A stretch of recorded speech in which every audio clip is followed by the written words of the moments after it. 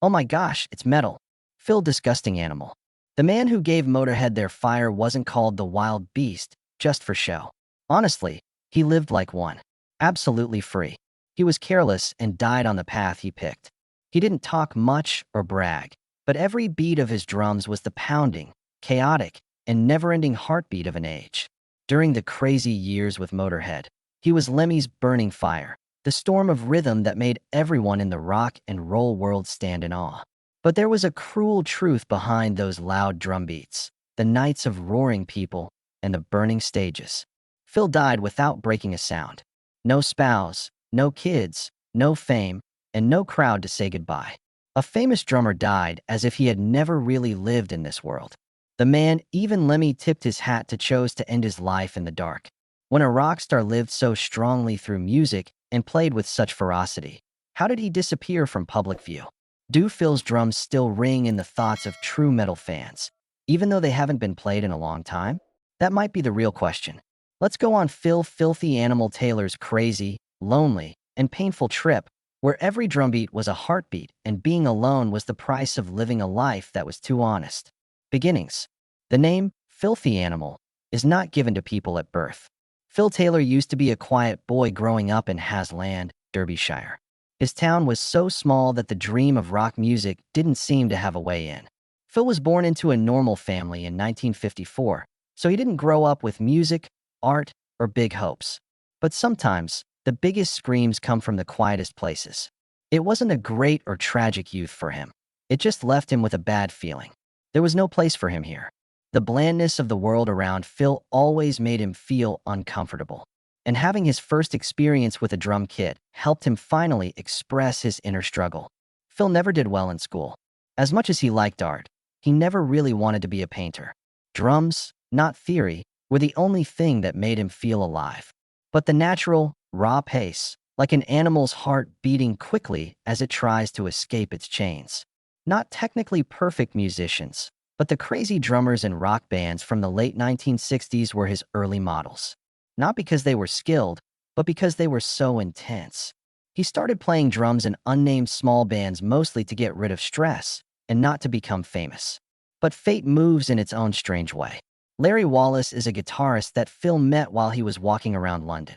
A few months later, Larry put Phil in touch with Lemmy Kilmister, who had just been fired from Hawkwind and was starting a new band called Motörhead. That meeting would change the history of heavy metal in ways that none of them could have imagined. But Lemmy was looking for Phil's wildness, raw and untamed. The audition wasn't long. Lemmy knew this wasn't just a drummer after hearing a few loud hits on the drums. There was a storm. Therefore, the beast woke up. Phil Taylor left an unnamed small town and walked into a world of mud, blood, hard booze, and pounding beats. It was a world where he would live like he had never lived before and lose himself in the storm he helped make. Beginners in their careers. Anyone who knows Phil Taylor knows that he started being Philthy Animal when he entered Lemmy Kilmister's world. In 1975, Motörhead was still just a crazy thought in the mind of a man who had just been fired from Hawkwind.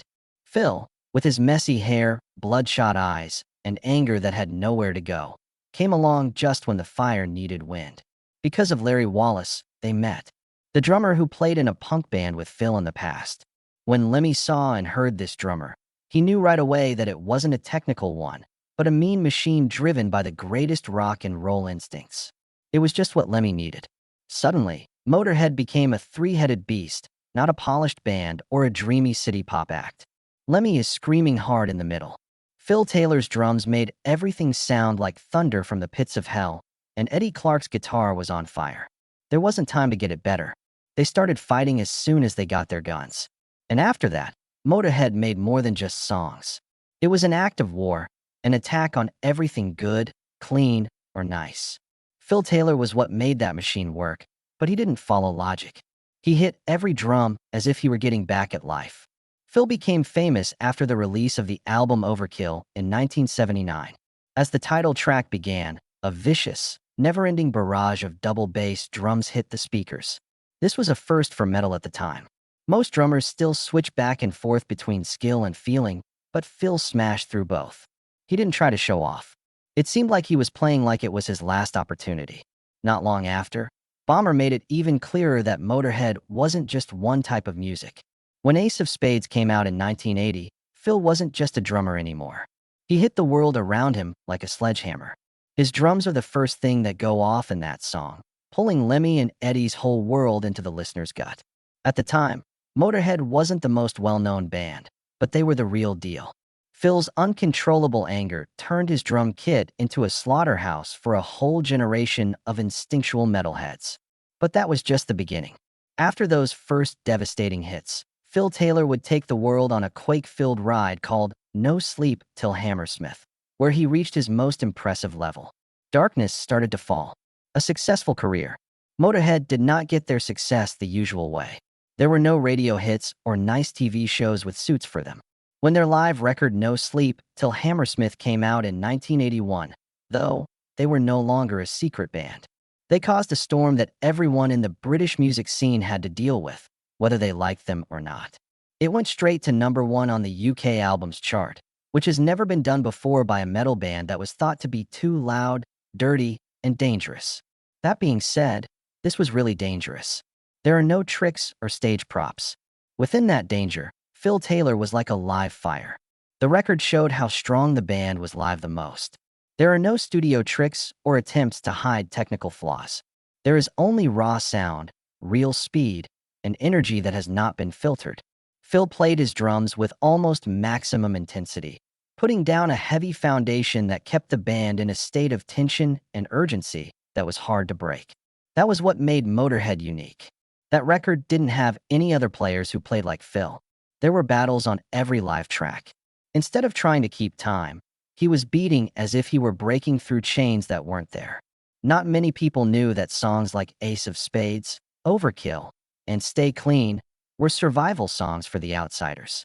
Not because he had perfect skill, but because he played completely on instinct, without thinking about it. Phil Taylor was praised as one of the most important metal drummers at the time. Later, many drummers of the next age, like Lars Ulrich of Metallica and Dave Lombardo of Slayer, would say they got ideas from his style. Phil was not like most drummers. He had no academic training and wasn't interested in learning complicated things. When he played with Motörhead, other bands sounded like they were trying to be alive because he had that kind of primal energy. At a time when rock music was being cleaned up to look good on TV, Phil Taylor stepped up as the bad guy. He was messy, angry, and honest to the point of being uncomfortable. All of Motörhead's shows were sold out, and Phil was a big part of why. He drummed like there was no tomorrow while performing with his whole body. He didn't have to show off on stage. Just keeping up with Motörhead's violence was enough to amaze the crowd. A flame that is too bright, on the other hand, tends to go out too quickly. Motörhead hit a rough patch after the peak of No Sleep Until Hammersmith. Constant traveling, being mentally and physically worn out, and feeling like they had to keep up their success started to break the band apart. From the outside, they were still seen as praised rebels. But things got worse inside the band, especially between Lemmy and Eddie Clarke. During the shooting of Iron Fist, 1982, the fight broke out. Eddie Clarke got annoyed with Lemmy's tight control over the making and coming up with ideas. He thought the sound was getting too simple and lacking in depth. Lemmy, on the other hand, thought Eddie was too neat and difficult to work with. Phil tried to keep things together, but he couldn't hide the fact that he was getting more and more unhappy. He was burned out, tired, and becoming more and more dependent on drink. Things got really tense when the band agreed to record Stand By Your Man with punk icon Wendy O. Williams. Eddie was strongly against the idea because he thought it would be bad for the band's sound and image. Eddie quit the band in the middle of a 1982 US tour because Lemmy was pushing them forward. Eddie leaving Motörhead took away more than just a guitarist. It threw the band off balance. Phil didn't leave, but he was physically and mentally breaking down. He lost control on stage, his drums got shaky, and he couldn't keep up the energy levels that made him famous. Due to his heavy routine and excessive partying, he was almost completely worn out. Since Lemmy had known Phil as a child, he tried to convince him at first, but he had to admit it in the end. Phil wasn't a good fit anymore. It wasn't just physical or mental toughness. The energy, spirit, and direction were all completely off. For example, Lemmy said in an interview, "I love Phil, but he's not himself anymore. Motörhead is built around the drums. and I couldn't let everything break just for the sake of personal loyalty. In 1984, Phil Taylor was officially fired by Lemmy. There was no farewell show, no press release, no tears, just a decision made quietly backstage, firm, silent, and cold. Phil didn't protest. He knew he was no longer at his peak, but it still hit hard to walk away from the very band he helped build after nearly a decade of blood, sweat, and war. For many fans, it marked the moment the legendary Motörhead lineup truly broke apart. Return and collapse 2 years after leaving the band. Phil Taylor made a surprising return. It was 1987, and Lemmy decided to give him a second chance. Pete Gill, the drummer who had replaced Phil after his first dismissal, was no longer a good fit for the band's new direction. Lemmy wanted someone familiar, someone who could jump right back in without needing to be retrained, and Phil, though no longer in peak form, still carried a unique instinct that no one else could replicate. At the time, Motörhead was preparing to record the album Rock and Roll, an attempt to recapture the band's original spirit after years of turmoil. Phil entered the studio with a serious attitude. He played well, tight, solid, forceful. But what reassured Lemmy the most wasn't technique. It was the feeling that Motörhead was back with the right lineup. Phil brought back that old energy, imperfect, but real.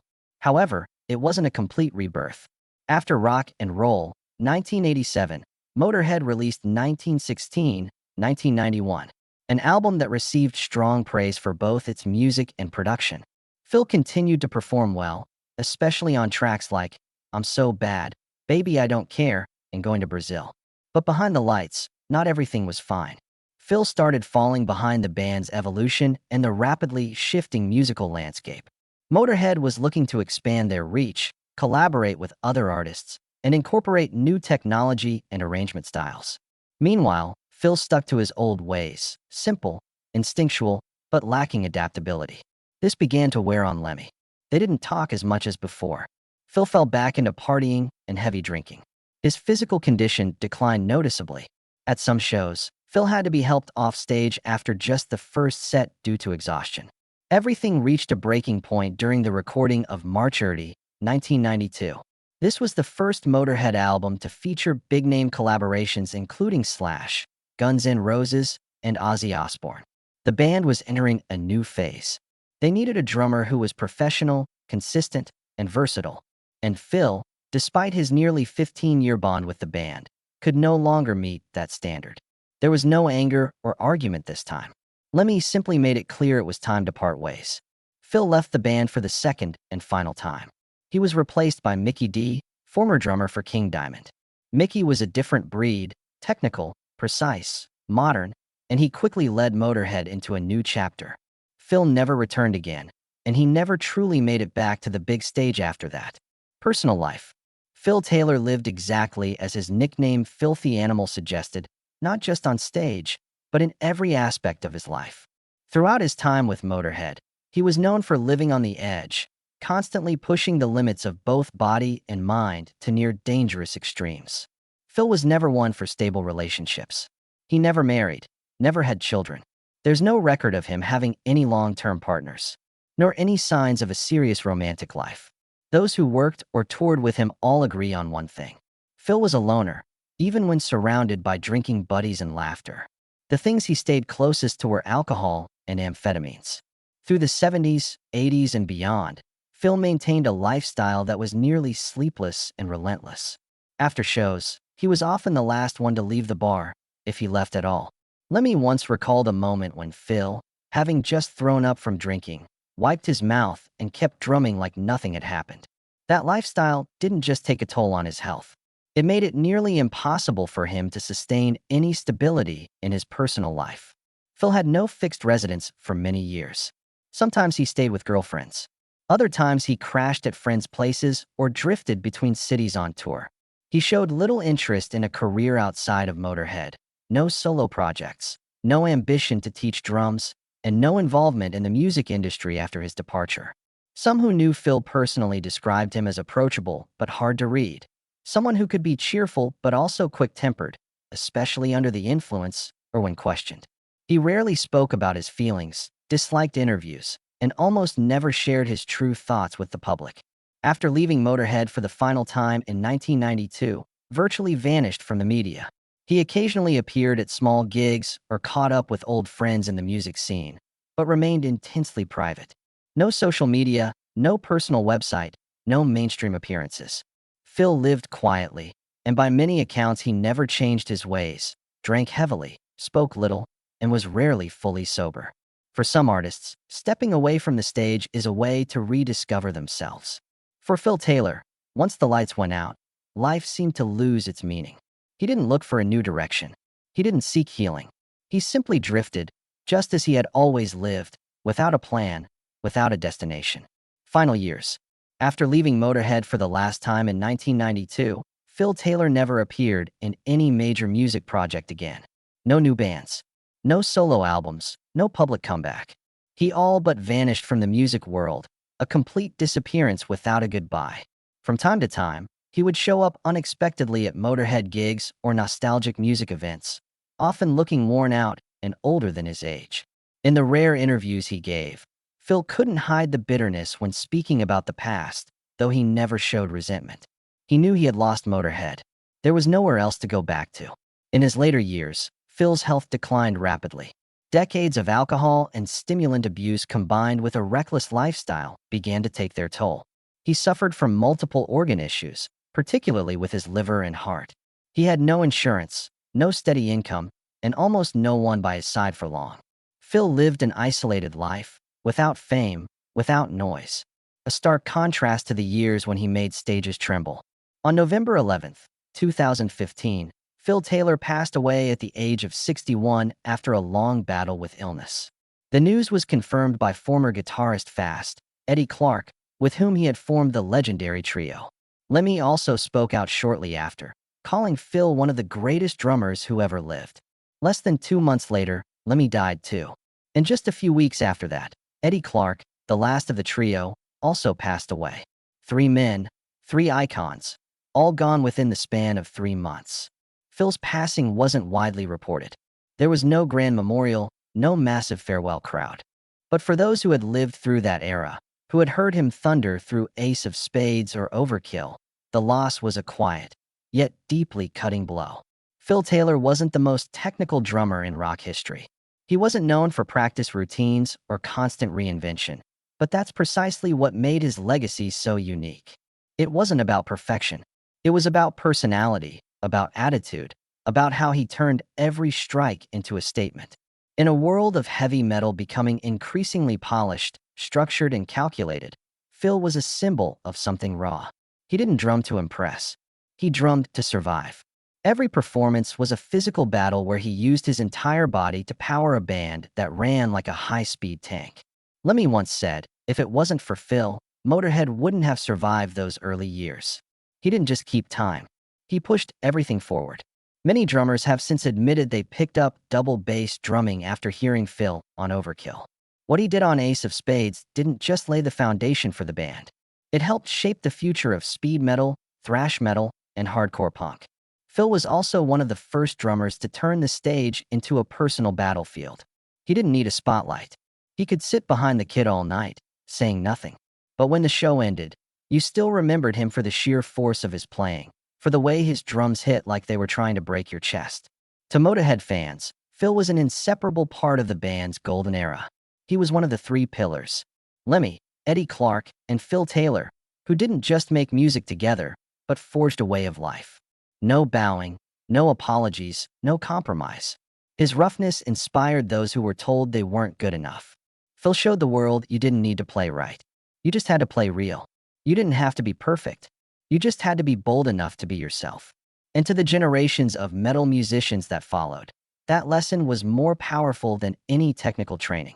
In a world increasingly defined by rules and standards, Phil Taylor will always be remembered as a drummer who followed none, and in doing so became the standard for those who live on the fringe.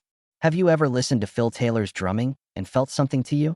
Was he a ferocious drummer, a forgotten icon, or simply a man who lived honestly in a world growing more fake by the day? Share your thoughts in the comments below. And if Phil's story resonated with you, don't forget to hit like and subscribe to join us in celebrating the flawed, but unforgettable, souls who dared to live their truth.